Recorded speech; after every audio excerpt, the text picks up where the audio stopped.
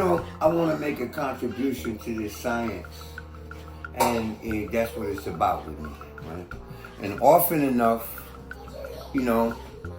I meet people who I gotta correct their ascending sign, right? Because the sign that they're claiming doesn't suit their physical, their injuries, their ailments. It doesn't even work with the chronology, right? They just say, well, this is what resonates with me. I'm gonna show you how ridiculous. So I wanna show y'all how the signs, the interpretation is all subjective, right? To an extent. And how it's subjective is what needs to be known. It's what needs to be paid attention to. Because when somebody says, this resonates with me, I know another sign in the zodiac that sounds just like this sign, right? And for those of you who have studied the Astronomicon, it references the signs that hear one another. So those are the signs that we're talking about today, which is really all 12 of them, right? But they're pairs that hear one another. The only two signs that don't hear one another are Aries and Libra, all right? And I'm going to show you how delineationally they mirror one another, right? And how in their declinations, they numerically reflect one another, all right? So it not only works verbally and non-linearly, it works mathematically in terms of the degree of the distance from the ecliptic that these signs reside in, And this will give us some evidence of the tropical zodiac too, for those who say that it's not even real, okay?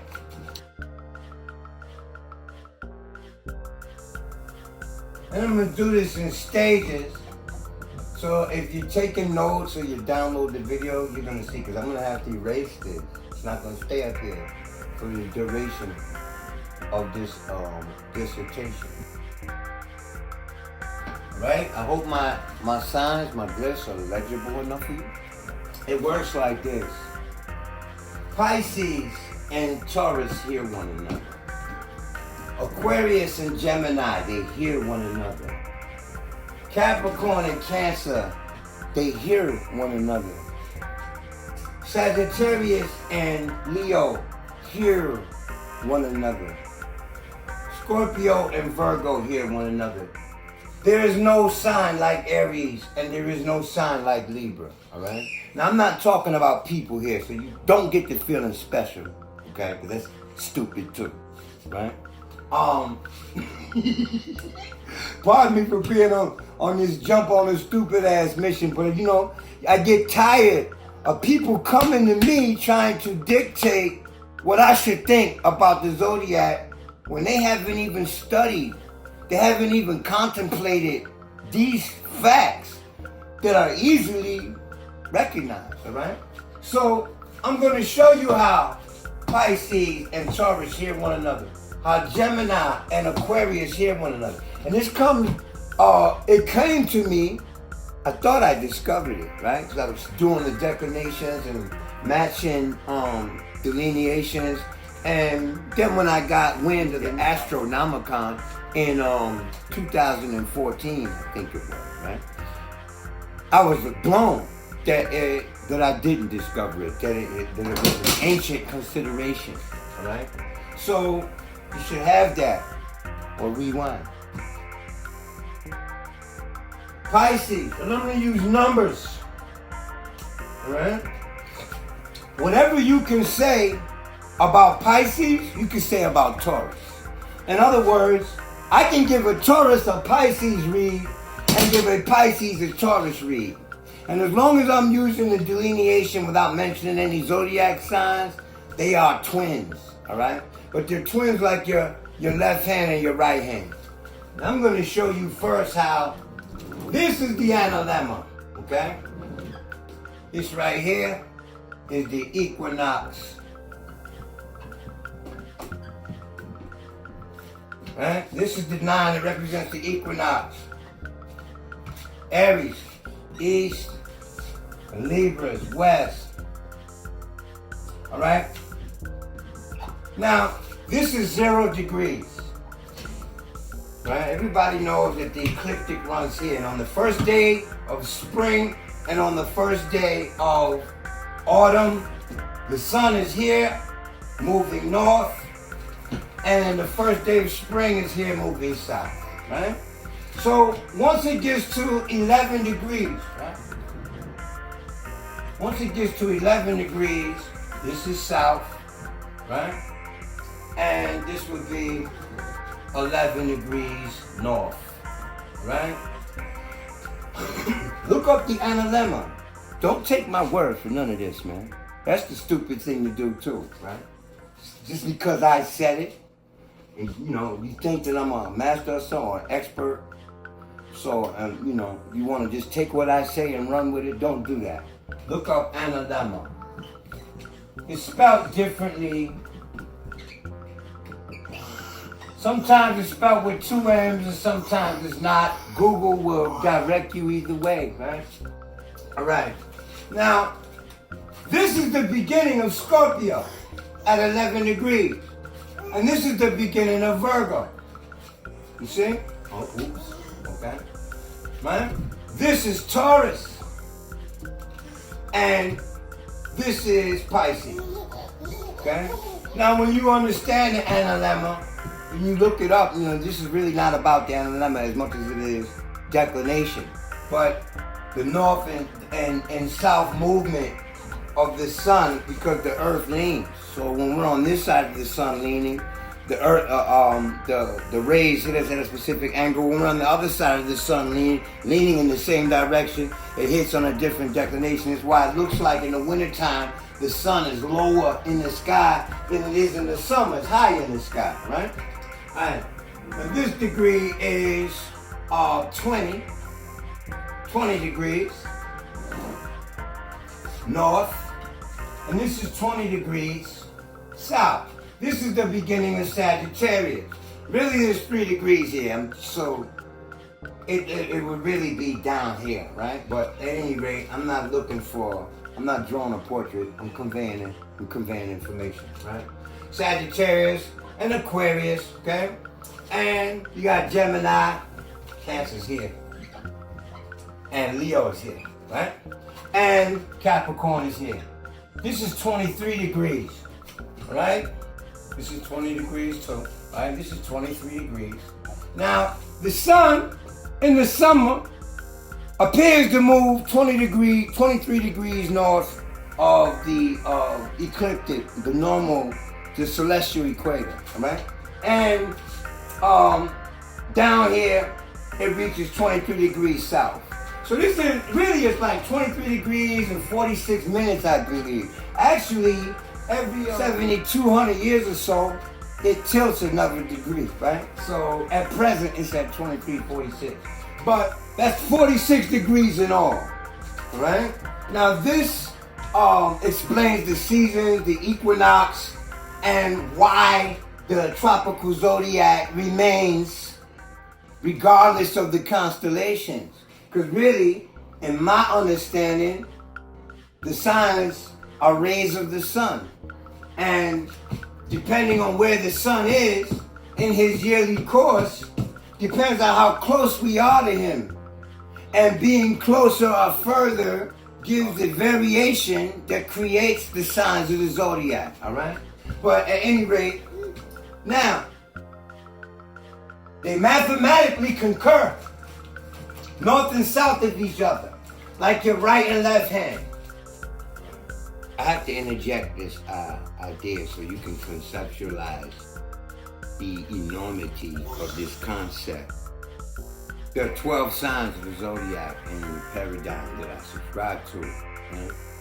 And the way I understand it is that each sign is composed of the chronological order that it falls in.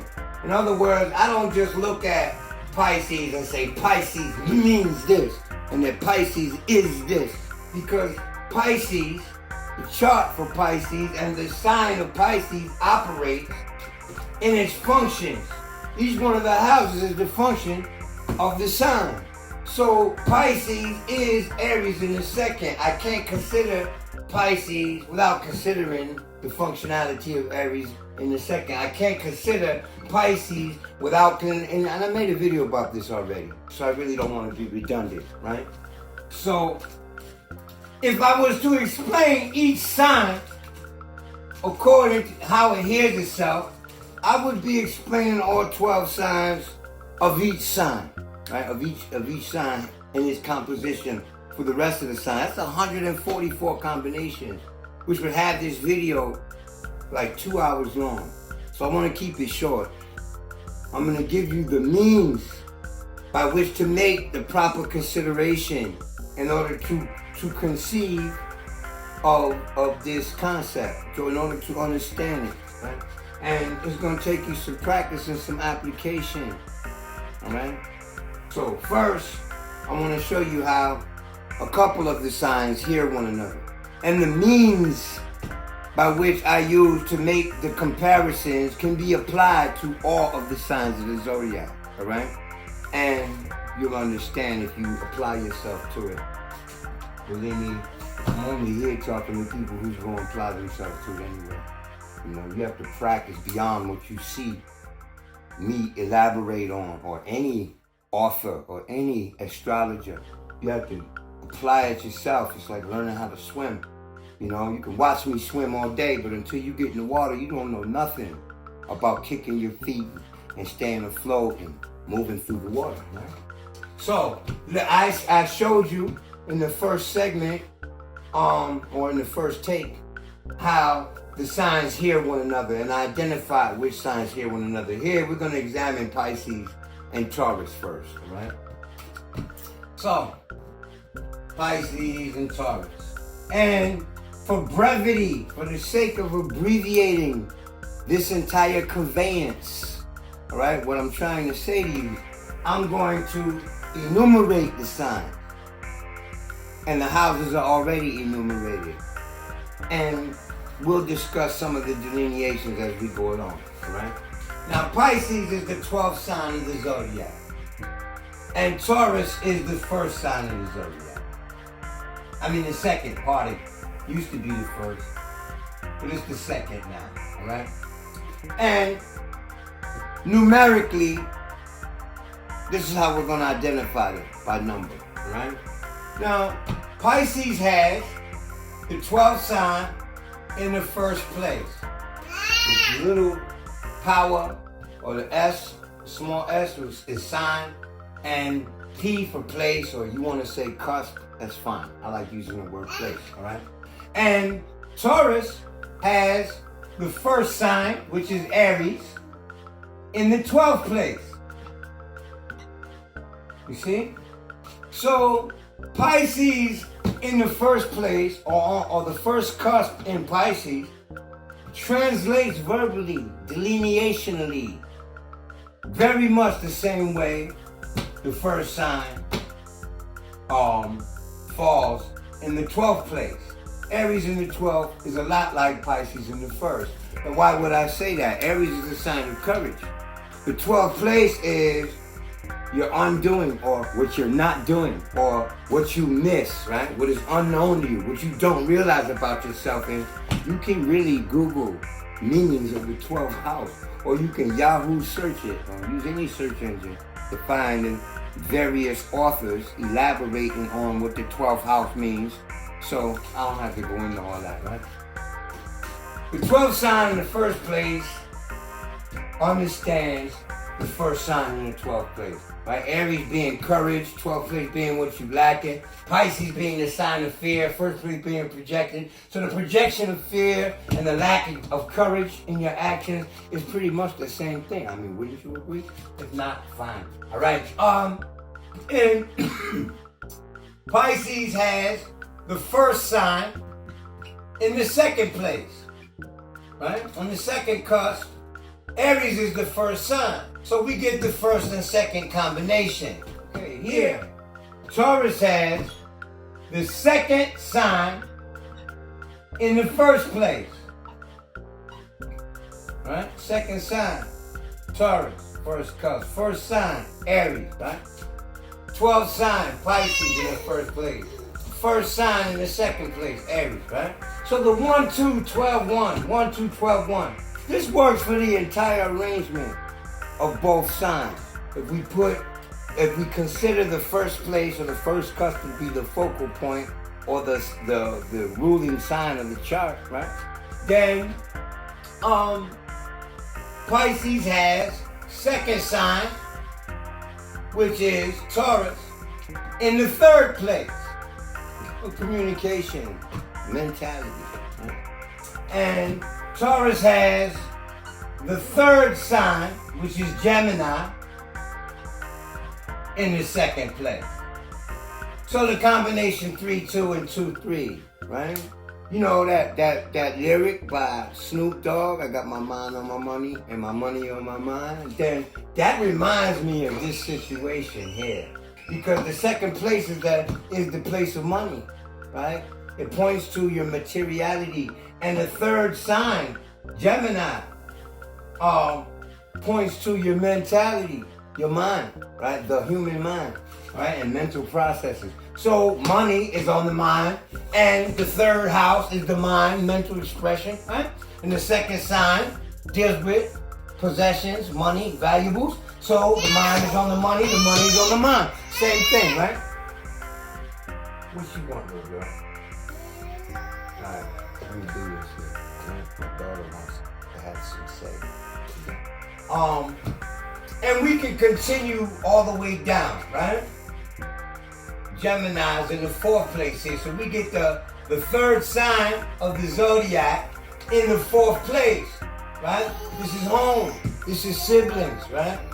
Brothers, siblings. It is also sisters, cousins, day-to-day contacts, and neighbors. It's not just limited to siblings, biological relations, right?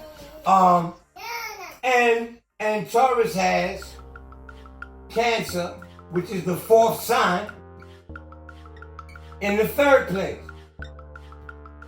All right? Understand that the fourth cusp is very similar to the nature of Cancer. Both of them point to home. Both of them give indication of the nurturing parent. I did a video a couple of years ago with Brother Rich on Black Magic, right? I think it was the prediction for the year 2019, all right? And it was the beginning of 2019, really, so it was last year, all right?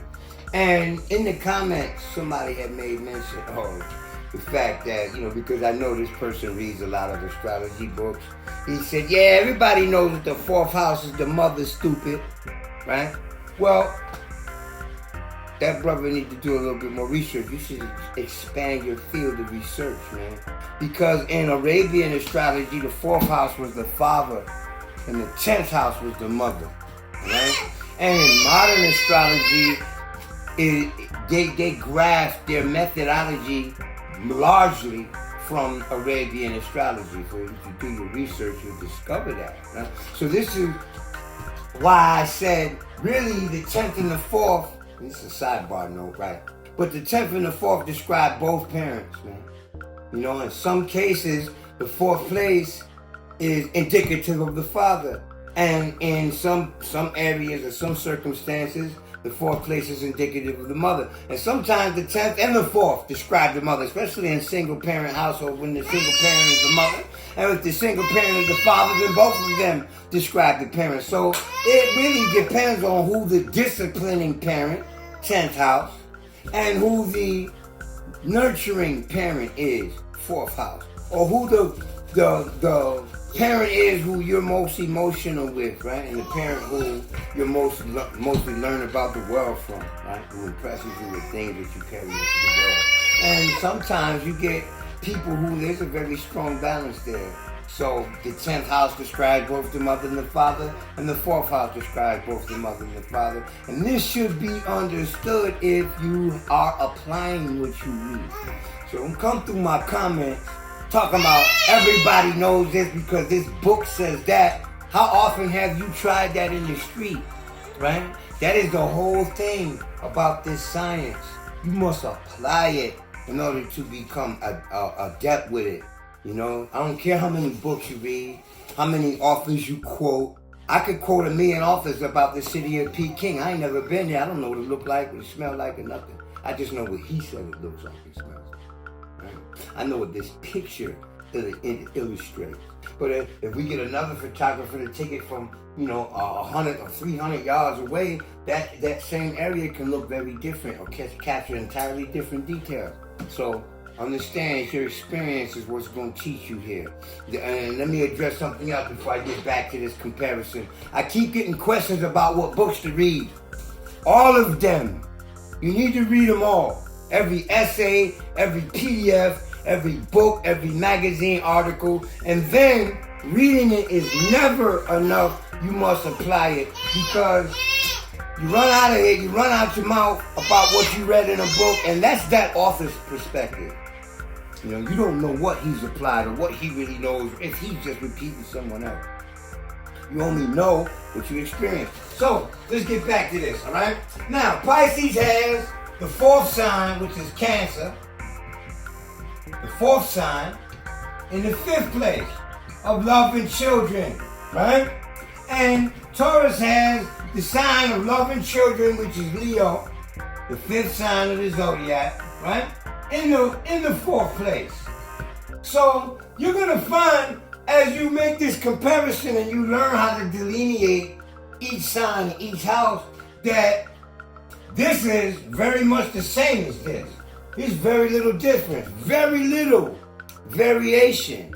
Okay, like I got my money on my mind and my mind on my money. Like, what difference does that make?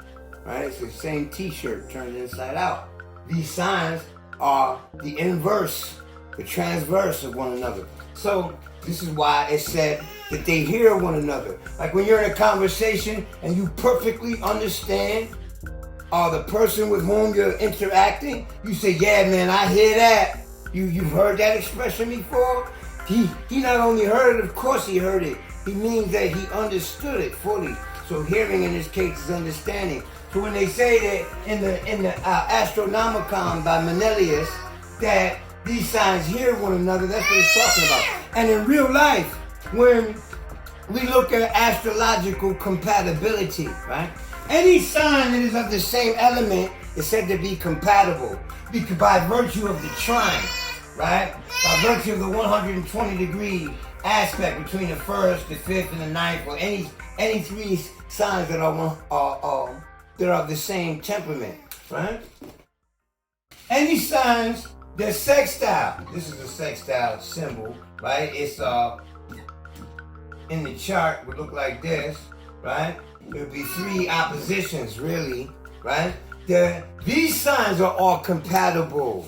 In other words, earth and water get along. Water and fire don't, right? So they're non-compatible. It has the signs of common are the signs that hear one another, that are common in their delineation, of common delineation.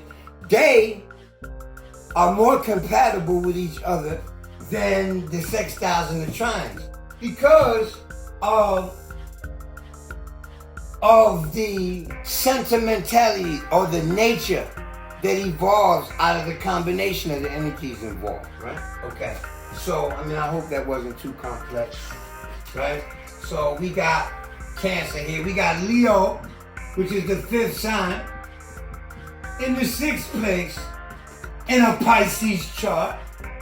And we got the 6th sign Virgo, right? 6th sign Virgo in the 5th place. So the 6-5, 6-5, 4-5, 4-5, it's consistent with these two. All right? And we're gonna go through the entire what I left off with the 6th and the 5th. We're gonna go through the entire comparison of Taurus and Pisces. All right? So I just did the 5th, right? The 6th. Okay, the 7th of Pisces is Virgo, which is the 6th sign in the 7th place. Sign, right? In the 7th place. Right? And Taurus has Libra, which is the 7th sign, in the 6th place. Right? This is very confusing to the person who has no knowledge of the symbolism of what these things represent. I understand. So that when a person receives a reading, I mean, I make this mistake. I've made this mistake quite frequently, right? I read a Leo person, I give them a Sagittarius read, thinking that because of the time of birth they gave me, there was a Sag. I later find out that they were actually Leo. And they asked me, how is it that you gave me a Sagittarius reading and so accurately describe it? Because the same comparison can be done with Leo and Sagittarius, and you'll find that they're highly similar. I mean, Scorpio in the 12th house is very much like Pisces in the 8th, and Leo has Pisces in the 8th, and Sagittarius has Scorpio in the 12th. So, and let me get back to this. You know, I'm jumping all over the place because I'm actually contemplating all 144 combinations as we go along here. The 7th sign of the zodiac in the Pisces chart is in the 8th place. Okay? And in the Taurus chart, the 8th sign of the zodiac is in the 7th place. So 8 and 7, 8 and 7. You see how this is working? So if you understand how to delineate Scorpio, you know there's a very close relationship to the keywords of Scorpio and the keywords of the 8th place. And anatomically, the houses correspond to the signs. You're going to get some classical astrologers that say that's ABC astrology, and that's not accurate because they haven't really figured out how it works, okay? So they go to traditional or classical astrology and run away from modern astrology, dissenting everything that they got when they studied the modern aspect because they really didn't understand how the paradigm works. I'm trying to show it to you now, all right? So, you know, the Pisces chart, you got Scorpio, which is the 8th sign, and it sits on the 9th cusp, or the 9th place. And in Taurus, you got Sagittarius, which is the 9th sign, in the 8th place, right? Pisces has Sagittarius, which is the 9th sign, in the 10th place. Taurus has the 10th sign, which is Capricorn, right?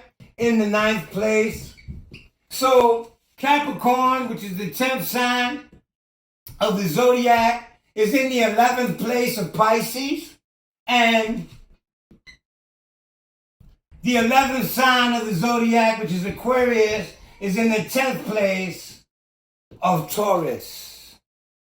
You see?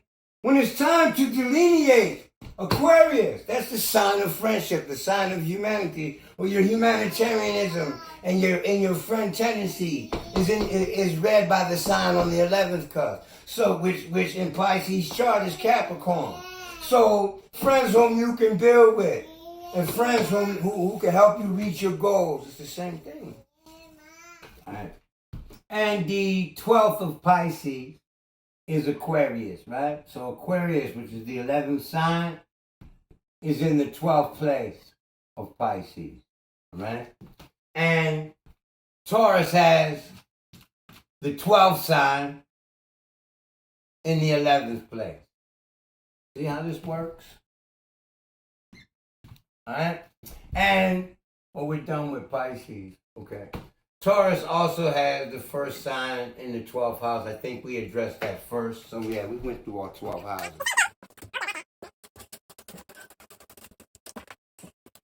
The same thing may be applied to these signs. All right? I showed you in the beginning. I'll do it again here. Pisces and Taurus, Gemini and Aquarius, Cancer and Capricorn, Scorpio and Virgo, Leo and Sagittarius. These are the signs they hear one another. The reason why Aries and Libra are separated is that these sit declinationally at 0 degrees. This is 0 degrees east, this is 0 degrees west, right? And these are north and south of one another. Now, these two the arrangement of them, when we look at Libra, Libra is the sign of opposites. The opposite of the self, the first house, is the seventh house, the partner, right? And symbolically speaking, Libra is the only sign that reflects itself. No other sign has the numerical combination that Libra has in terms of the numbers, you know? Let's do it like this. Right? Libra has the seventh sign in the first place, and the first sign, Aries, in the seventh place. Right? It works like that all over the place. They have the fourth sign, they have the 10th sign in the fourth place. And the fourth sign, Cancer, in the 10th place. All right? Now you can do this all the way around. Do I need to be redundant? Right? Aries, on the other hand, is the only sign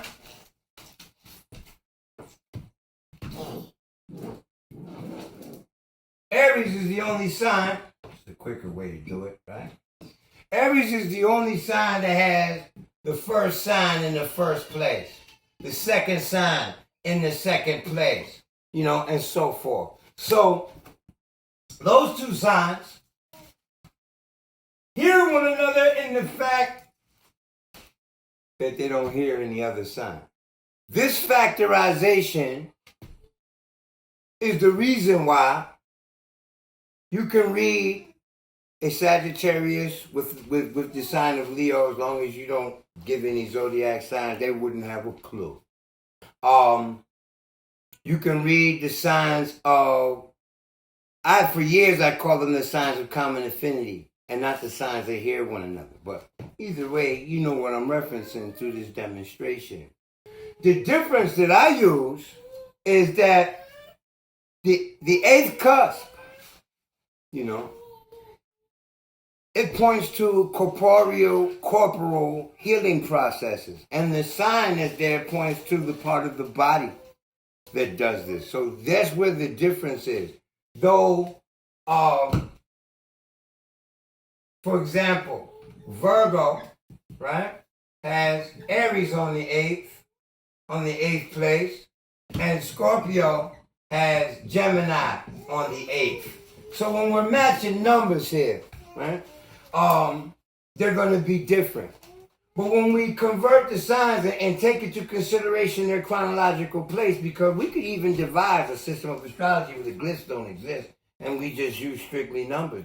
The delineation of the place and the motion of the planets through these sectors or zones is not going to change, right? So, how do you tell the difference, really? So how do you know, in other words, that this is a Virgo and that you're not reading a Scorpio as a Virgo or a Virgo as a Scorpio? I use the eighth place to make that distinction. I also use the ninth place because the ninth place, the sign is there, describes the color of the car that they would choose. And if there are any planets there, those planets also give indication as to specific colors. And those planets would describe what color cars they would use. These are just little tricks that are insignificant in terms of uplifting a person spiritually or intellectually, but they help you to identify what sign you're reading, all right?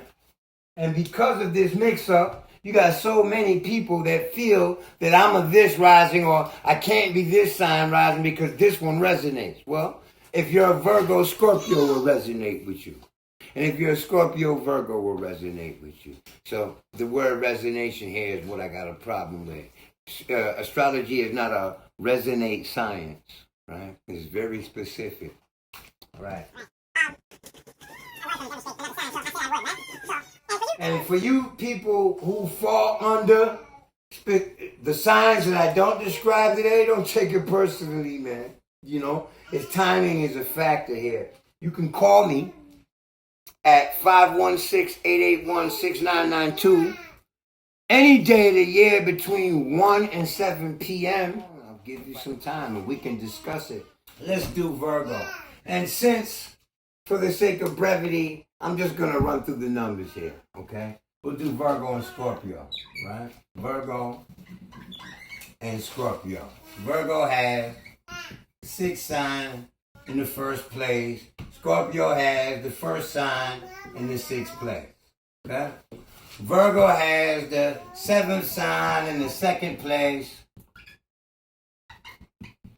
And Scorpio has the 2nd sign in the 7th, right?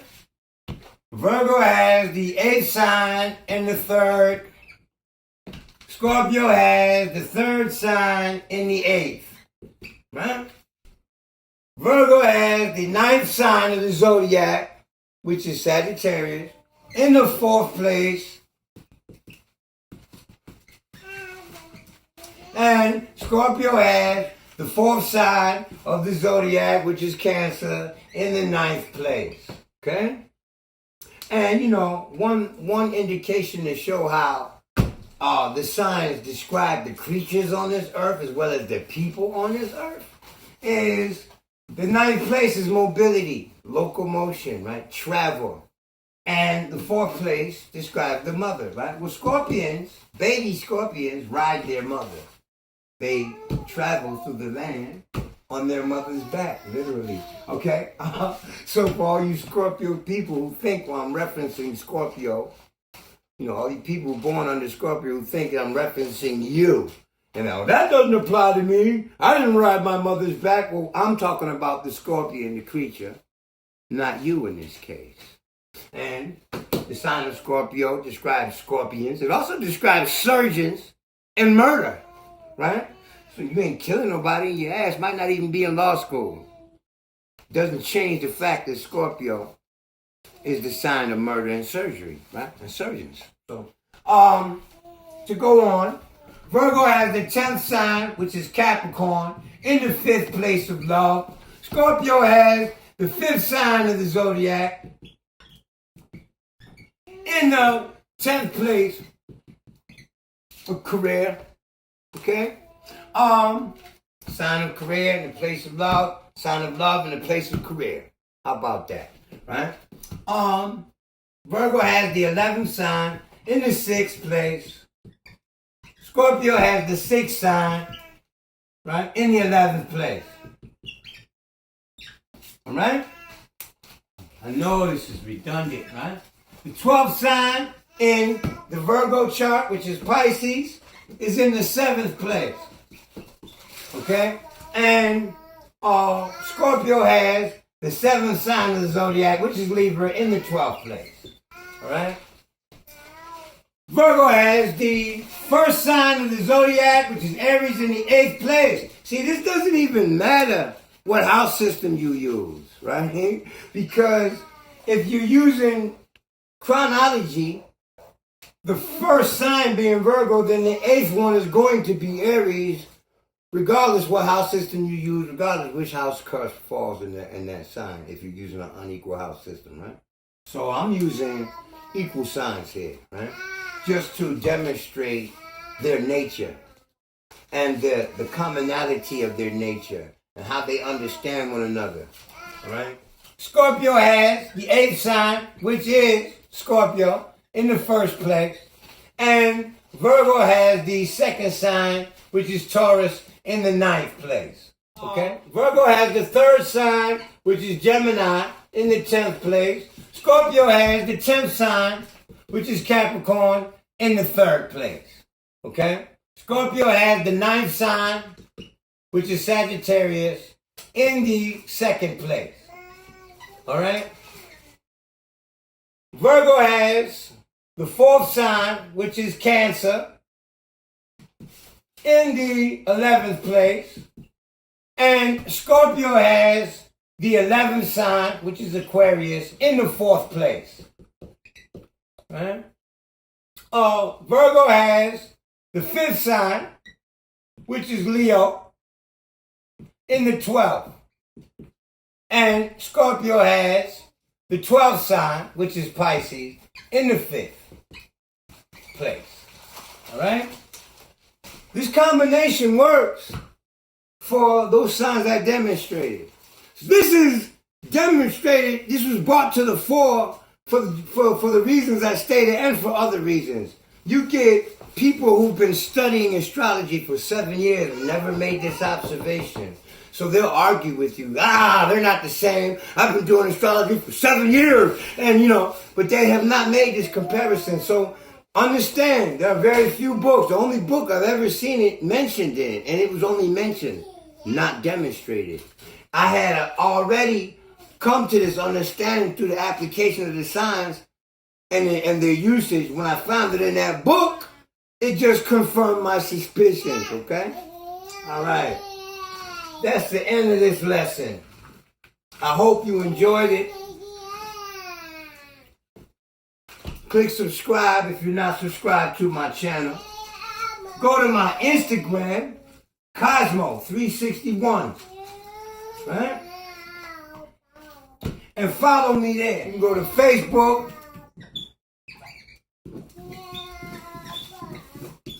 Just search for me at Facebook there. You'll find me. I got 2 accounts there. One with a brown face, other one with a red face. Profile pic. Either one will do. I've been using the red one the most recently. All right? Peace. I've been getting a lot of requests lately to speak on the epidemic, the outbreak of COVID-19. My sentiments are this.